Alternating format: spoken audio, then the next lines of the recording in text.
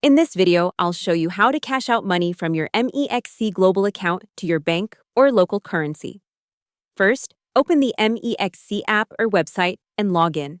Go to Assets, then Spot, and make sure the coins you want to cash out are in your Spot wallet, not locked in Futures, Margin, or Earn. If they are, transfer them back to Spot so they're available to sell or withdraw. Next, you need to convert your crypto to a cash-friendly asset. Well, the easiest way is to sell your coins to USDT or directly to your local fiat if there's a pair. Go to Trade, Spot, choose a pair like BTC/USDT or ETH/USDT, and place a market sell if you want it to execute instantly. Once you've sold and now hold USDT or fiat, it's time to cash out.